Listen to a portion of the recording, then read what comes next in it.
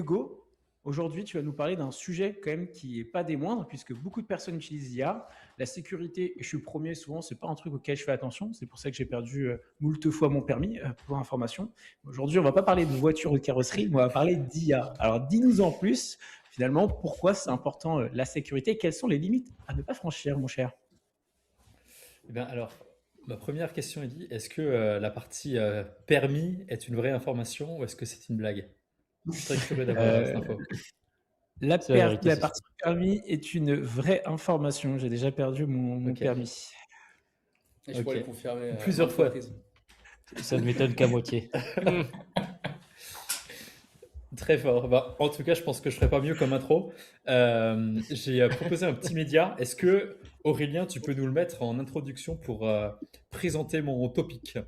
Après tout cela, j'aimerais qu'on évoque Anthropic, parce que Anthropic, non seulement est en train de grappiller des parts de marché à tous ses concurrents, et notamment à OpenAI, ça devient un problème, est très, on va dire, très, très à l'affût de nouveautés et de ses annonces. Et là, ils viennent de présenter, en fait, une mise à jour de leur IA Claude, qui s'appelle Mythos, et qui est assez impressionnante visiblement, parce qu'en général, vous savez, quand on passe d'une IA 1 à 1.2, évidemment, il y a des évolutions, mais qui sont plutôt incrémentales. Et là, visiblement, Mythos ferait un bond assez impressionnant en termes de performance dans énormément de domaines. Il résoudrait 19 problèmes d'ingénierie logicielle sur 20, où le meilleur modèle public aujourd'hui en résout 16.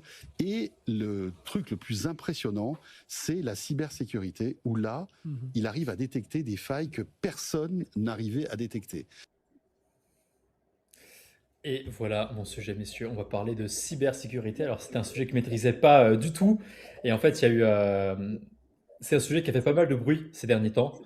Donc, je vais vous expliquer globalement ce qui s'est passé. Globalement, la nouvelle IA Claude, elle est jugée trop dangereuse plutôt, sur le marché pour être déployée. Et ça crée des enjeux qui sont assez majeurs parce qu'en fait, ce qui s'est passé, c'est qu'ils ont lancé du coup Mythos. Mythos, c'est la nouvelle IA d'Anthropic. Ils ont fait des tests sur des grosses boîtes, notamment des GAFAM, donc Google, Amazon, Apple, entre autres. Ils ont trouvé des milliers de failles en fait qui se cachaient depuis des années, mais qui n'ont jamais été dévoilées, notamment des failles qui dataient d'il y a plus de 20 ans. Et ça pose des grosses questions parce que si ces boîtes-là, en fait, elles ne sont pas sécurisées, les petites boîtes et les entrepreneurs comme nous, à plus petite échelle, je suis certain qu'il y a pas mal de failles, comme sur le permis d'Eddie. Donc, l'objectif, c'est qu'on puisse justement apporter un maximum de valeur à nos viewers sur comment est-ce qu'on peut sécuriser globalement notre système pour se prémunir de la cybersécurité. Alors, je crois que Aurélien, il faut que tu me caches le visage de Eddie, Antoine et Ogba et Dylan, parce que sinon ça va être compliqué de rester sérieux.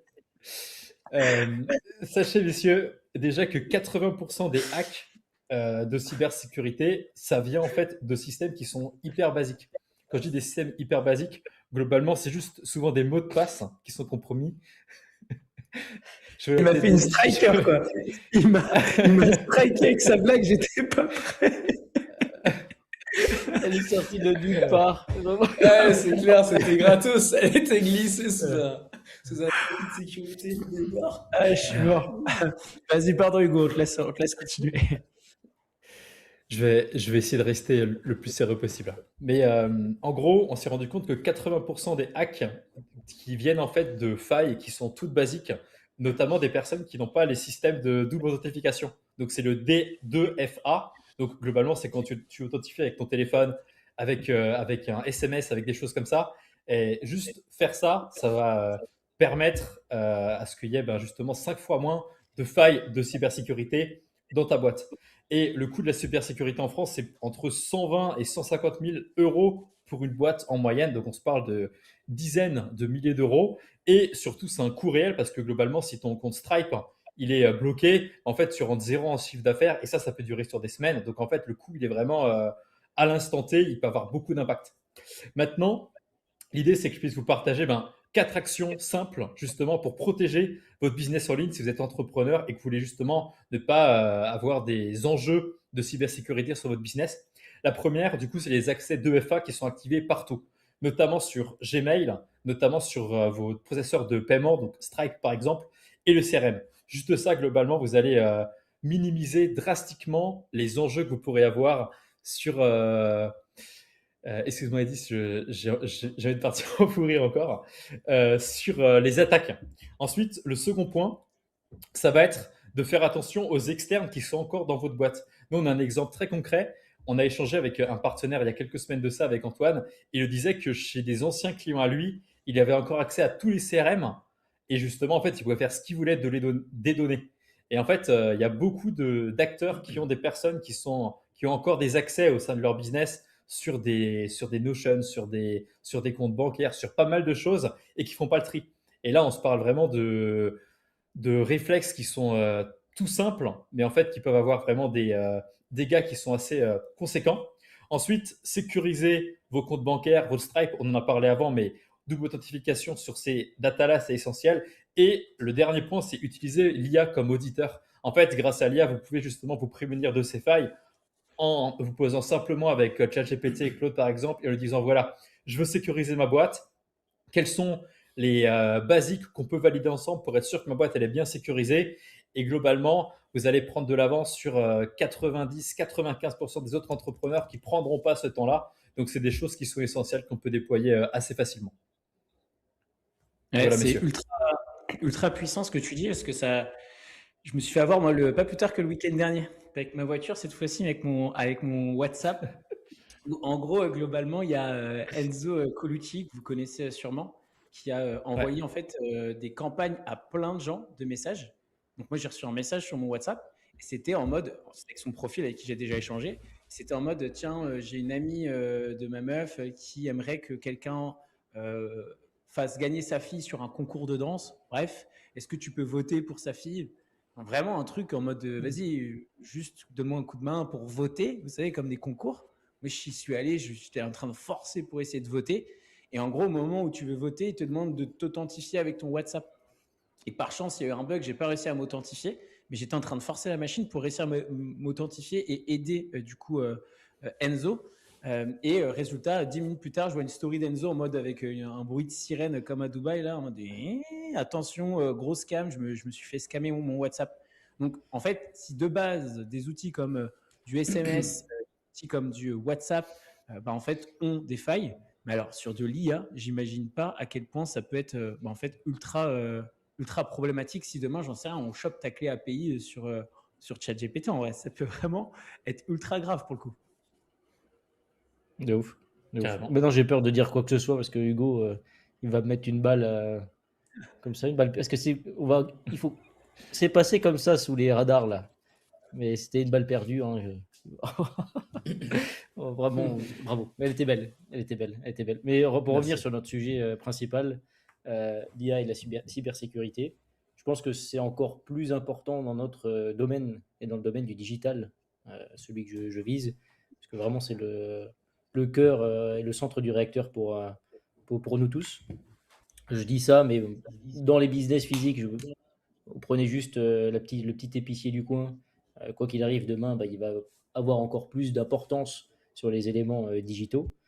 Ils seront impactés, mais les personnes les plus impactées ce sont nous-mêmes. Donc, c'est des sujets qui vont être pris à bras-le-corps. Mais quoi qu'il arrive, il y aura des dérives et il faut juste en avoir conscience. On a, je pense, ces dernières années,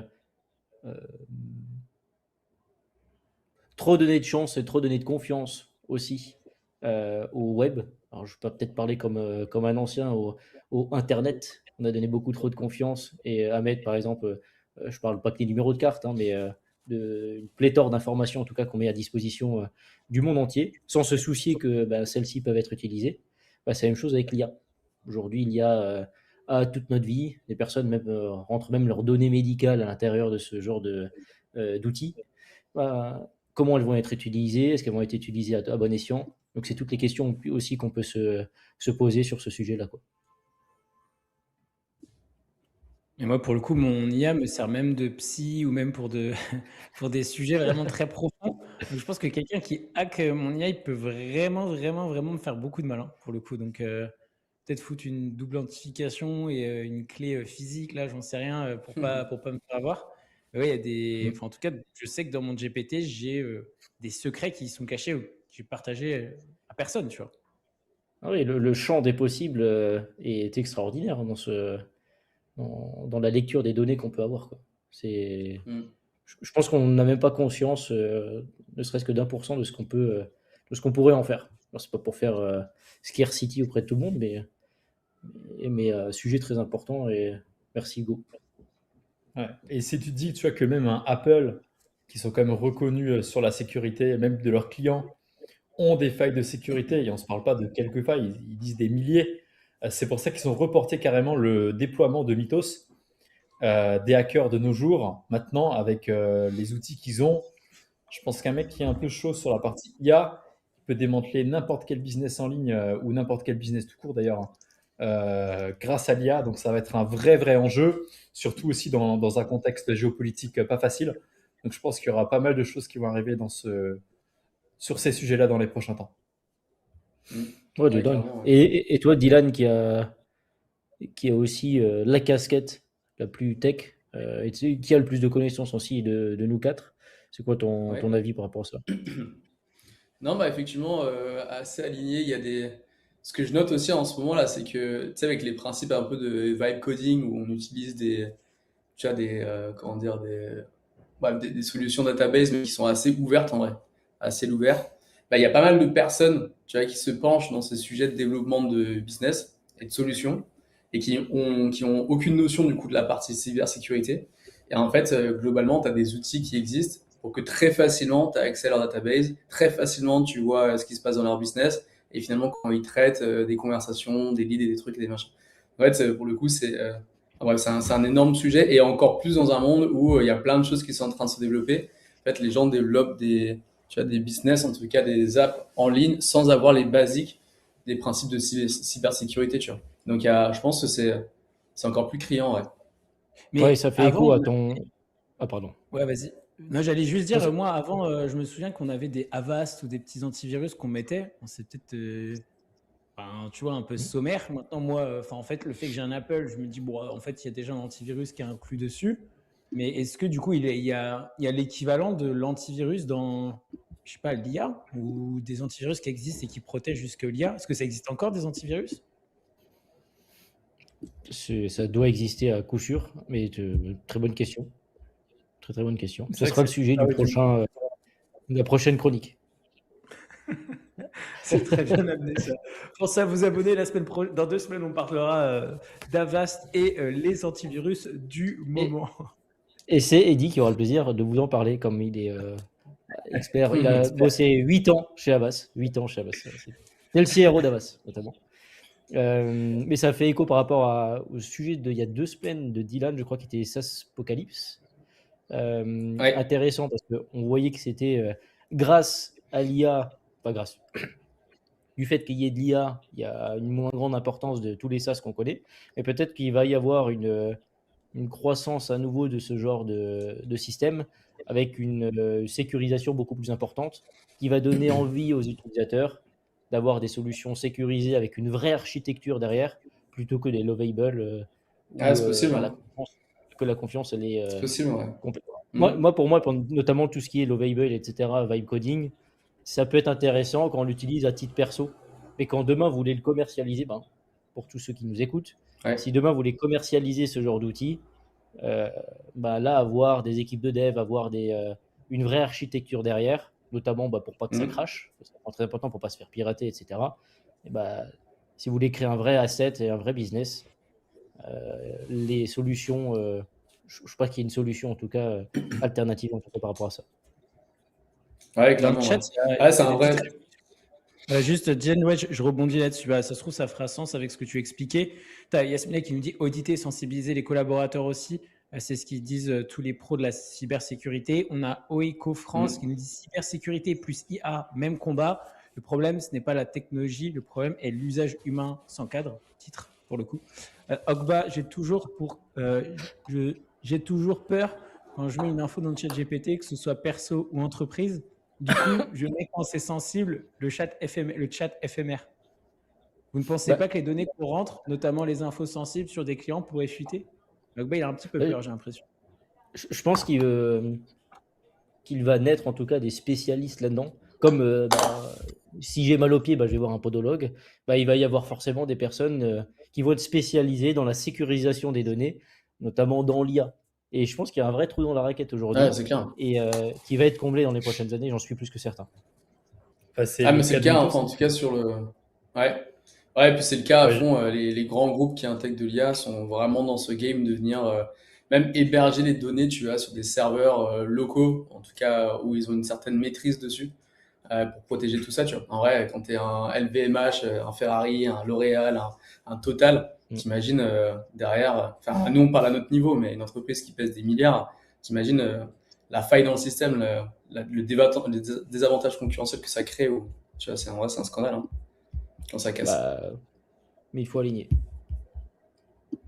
Eh bien, comme nous sommes alignés, alignons-nous. Et puis, merci Hugo pour cette chronique sur la sécurité. En vrai, sujet qui est ultra banal, mais qui est extrêmement important. Et rien que quand tu as évoqué le fait que potentiellement d'anciens collaborateurs ont des accès, etc., bref, ça a un peu fait ressortir des choses dans ma tête où avec Dylan, je me suis dit, putain, il faudrait peut-être qu'on ait checké quand même s'il n'y a pas moyen de changer juste le mot de passe et mettre des doubles authentifications. Je sais que par exemple sur WhatsApp, c'est possible. Et Enzo m'a dit par lui-même, pour la petite histoire que j'ai racontée, qu'en fait, il aurait dû le faire et que du coup, là, il l'a mis pour pas que ça arrive de nouveau. Donc, tes conseils sont vraiment à prendre en note et à appliquer pour le coup.